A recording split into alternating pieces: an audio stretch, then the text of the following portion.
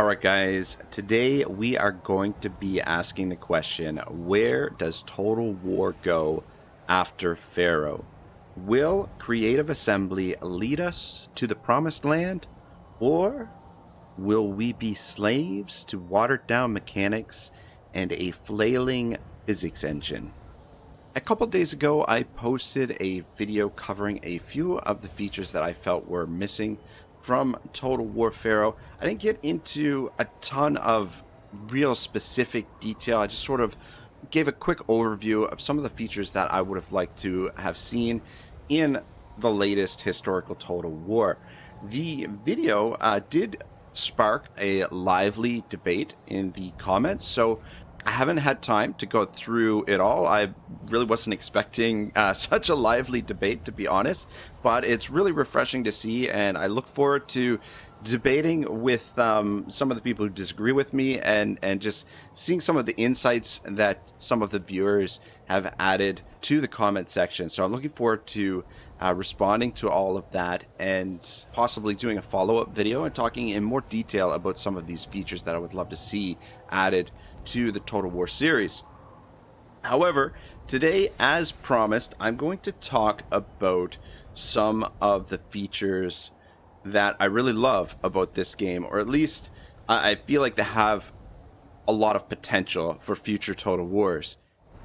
I think it's also important to recognize that the Sophia studio that developed both Total War Troy and Total War Pharaoh was put in somewhat of a difficult situation with limited resources and a limited amount of time to produce these games, and not to mention they're working with an engine that's been in service for Total War for quite some time. So certainly a very challenging situation that the development team at Sophia was put in, and I honestly I would love to see what they could potentially do with a little bit of a bigger budget and a little bit more freedom in terms of time constraints, and really a blank slate, starting fresh and just developing their game from the ground up with a brand new engine. I think would be really interesting to see.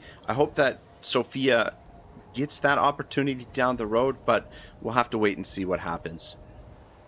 Alright, with all of that said, let's get into some of the features that have been added to Total War Pharaoh that I really love and I hope we see continue in the future for Total War and possibly developed even further.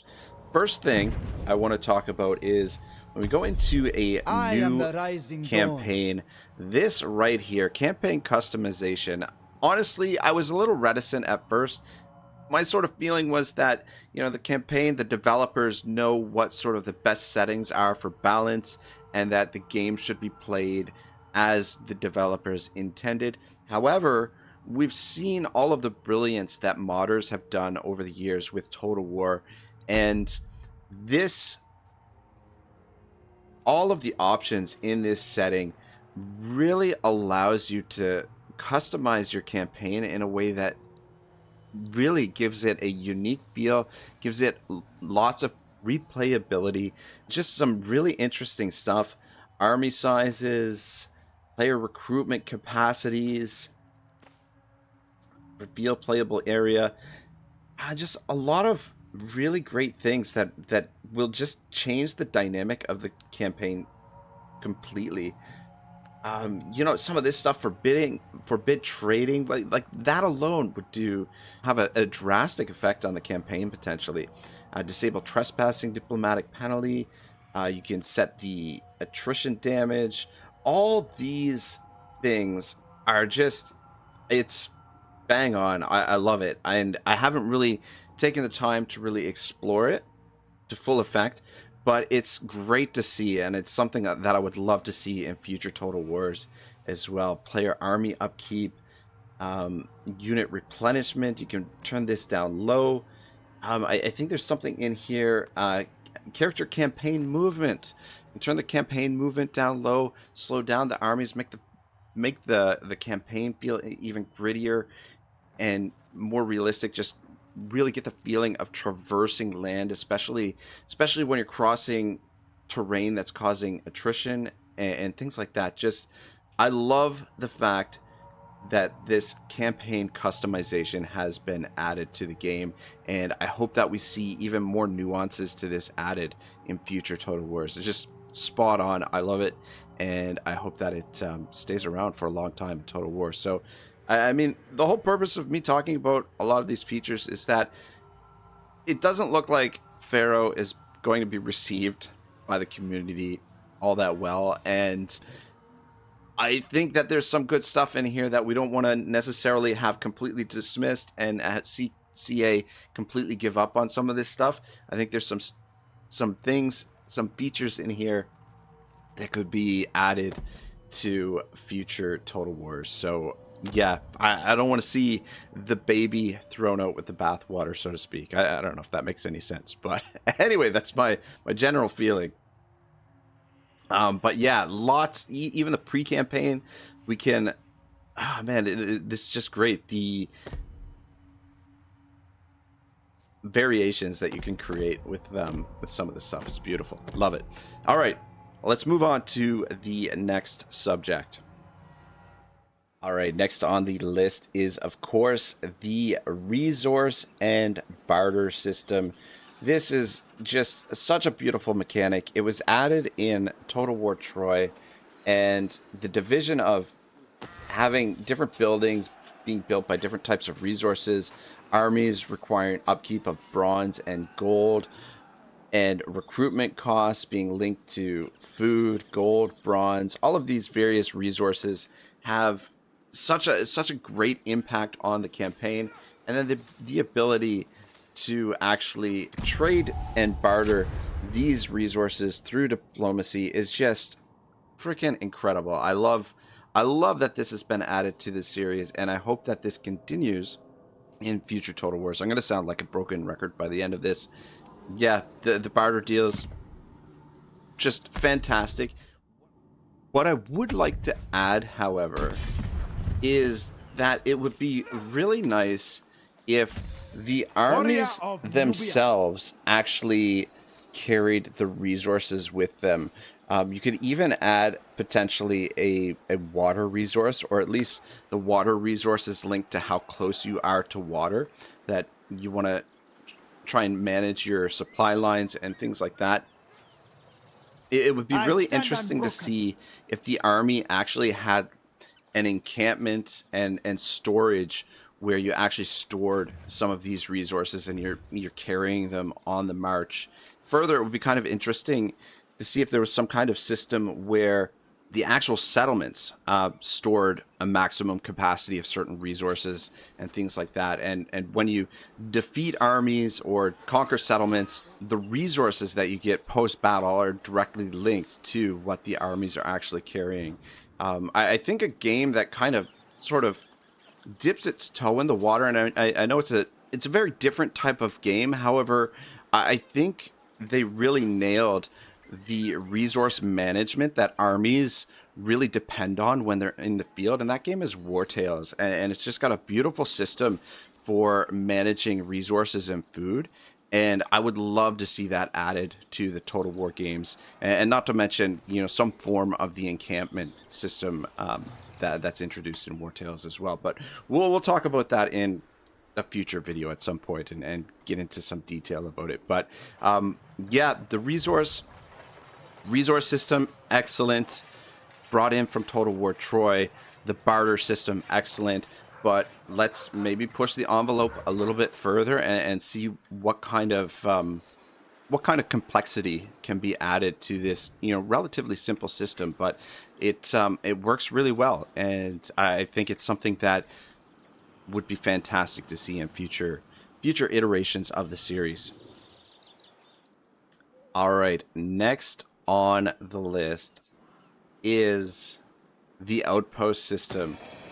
This is an awesome little feature. The ability to build all of these different types of buildings that provide various bonuses or various abilities is freaking awesome. I adore it, and I hope that it continues. However, there is a bit of a caveat, as per usual.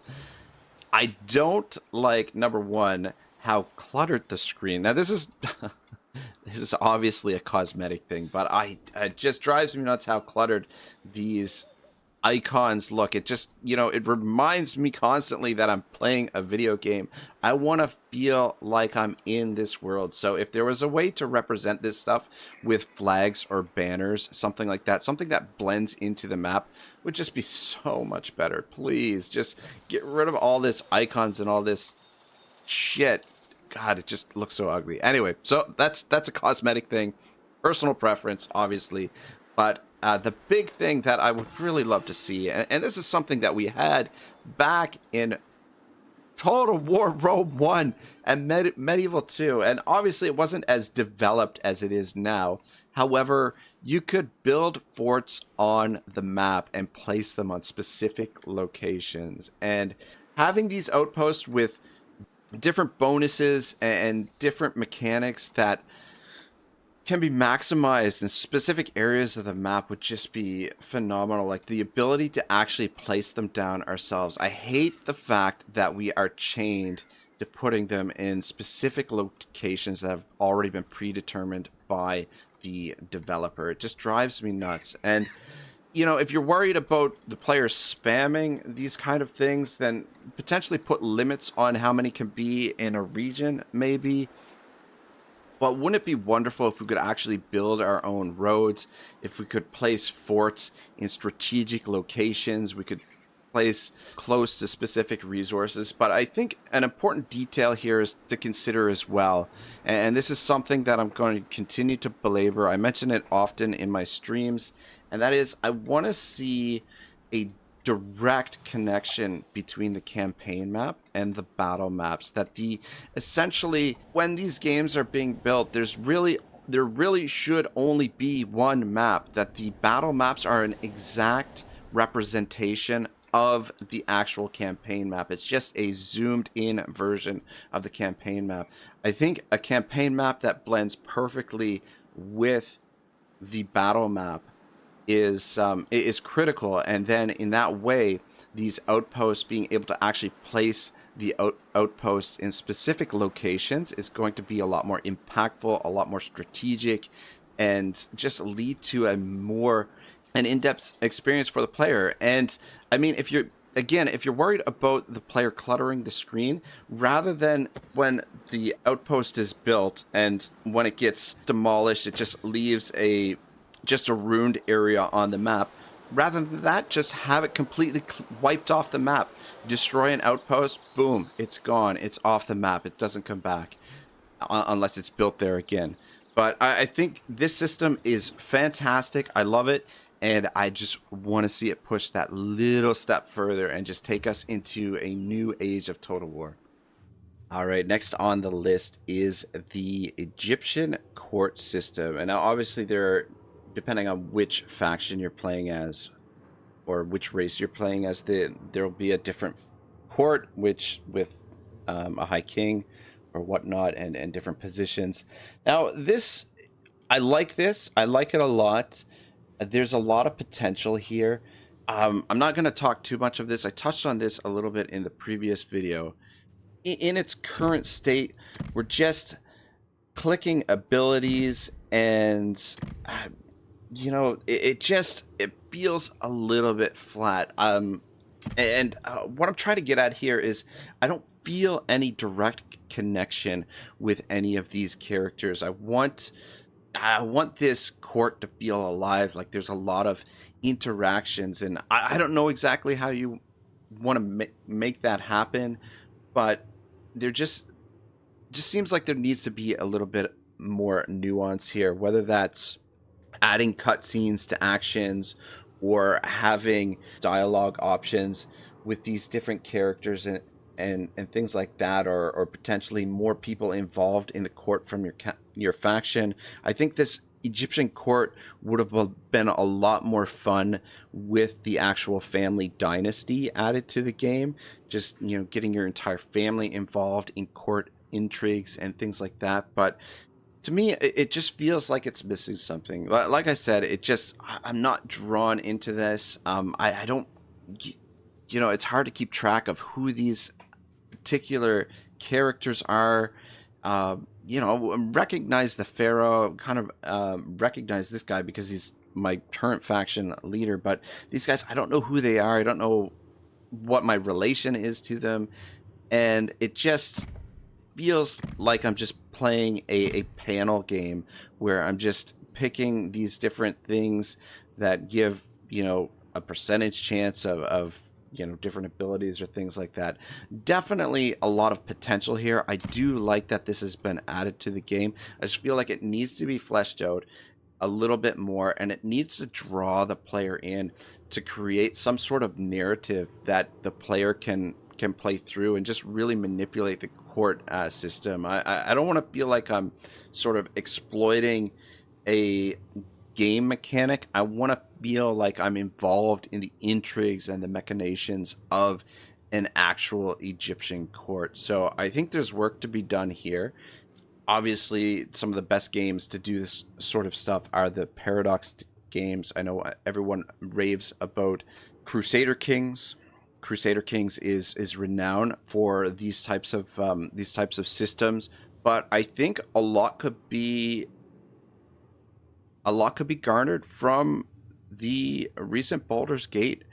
And I know it's an RPG, but when you see how intricate the dialogue options and the impacts those have, I mean, why not have a court system that pulls you into the dialogue with these characters and things like that? And depending on how the game is going, the characters have different reactions and different things like that. Now, obviously, a very complex notion, but the potential is here. And I'm not necessarily saying that the game would have to go in that direction. I'm just saying that this needs a little something. I think it could be fleshed out a little bit more. And I want to be drawn into the game. I want to feel like I'm actually in the court. Anyway, that's all I'm going to say about that. There's more of a rambling sort of without necessarily clear direction. I just feel like there's something missing, and that there's definitely a great idea here, but there needs to be a little bit something more to really grab the player's attention. Anyway, let's get on to our final topic for the day. All right, the final thing we're going to talk about today is weather, terrain, and fatigue. I think these are really important elements in Total War, and I mean, it's really nothing new to Total War. However, it's essentially getting back to the fundamentals. I mean, fighting in the desert over this sand, it really, you can see the sand kind of slowing the chariots down. I think this is fantastic. You can kind of feel the sweltering heat, and when you get into a battle with a sandstorm, you feel it. Like you really feel the it's a really soft sort of charge. I mean, we're just charging into archers. We should have plowed right over those. But anyway, I digress. And then the impact that the weather has on stamina for the units, the way that you interact terrain, whether it's desert, high grass, trees, all of that stuff. I think it's really important to have a realistic and fluid system, and I think both Total War Troy and Total War Pharaoh do that really well. And yeah, I'm not going to talk about it in too great of detail, but it's great to see that weather, terrain, and fatigue are making a bigger impact in Total War, which is obviously really important. And I mean, that's one of the things that I really enjoyed with Three Kingdoms Total War. One of the cool things is you could really interact with your environment, and what I mean by that is pretty much everything in the game, or at least almost everything in the game, was flammable, and it was just really fun to be able to get the fire arrows out or get the ballistas out with flammable artillery rounds and